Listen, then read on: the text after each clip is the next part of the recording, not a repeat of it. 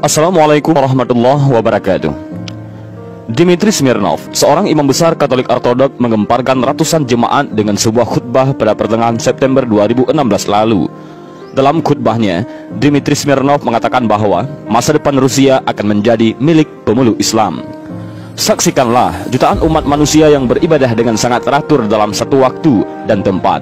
Mereka menepati saf mereka masing-masing, dan hal itu tidak perlu diajarkan. Mereka berbaris dengan tertib tanpa harus diperintahkan. Lalu di mana kalian melihat penganut agama Kristen di seluruh dunia bisa beribadah bersama? Dan hal itu sama sekali tidak ada dalam Kristen. Kalian tidak akan pernah melihatnya, ujar imam besar Katolik Ortodok di depan ratusan ribu jemaatnya. Lihatlah mereka, kaum muslimin kerap membantu dengan sukarela tanpa berharap imbalan. Tapi pemeluk Kristen malah sebaliknya. Kalian tanyakan pada wanita tua itu, katanya sambil menunjuk wanita lumpuh yang berada di gerejanya. Sang imam besar Katolik Ortodok itu mengatakan bahwa wanita tua itu mengaku setiap kali ke gereja di Moskow, wanita itu kerap mendapat jasa transportasi dari seorang pengemudi muslim. Pengemudi muslim itu selalu menolak tiap kali wanita tua itu ingin memberi bayaran atas jasanya.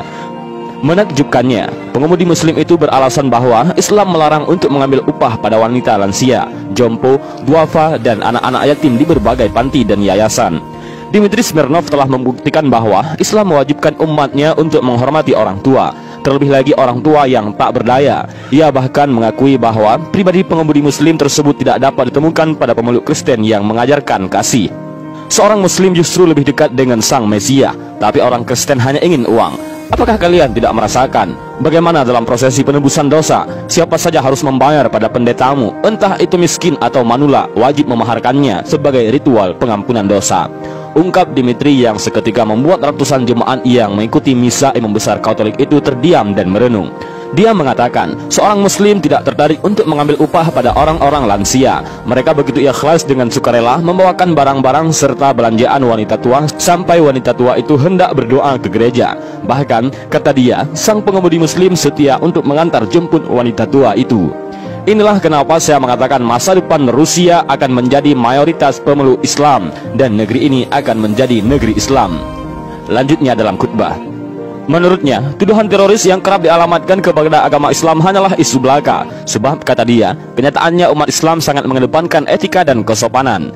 Di depan jemaatnya, Dmitri mengakui bahwa meski umat Islam difitnah sebagai teroris, tapi populasi jumlah manusia yang berbondong-bondong memeluk agama Islam di Eropa dan Rusia makin ramai berdatangan ke masjid untuk memeluk Islam.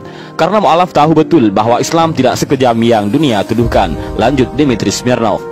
Dmitri melanjutkan bahwa sekarang dan selamanya masa depan Rusia akan menjadi milik umat Islam, mengingat populasi muslim di Rusia sudah mencapai 23 juta, sementara pemeluk Kristen mengalami penurunan hingga 18 juta, sedangkan sisanya masih menganut komunis.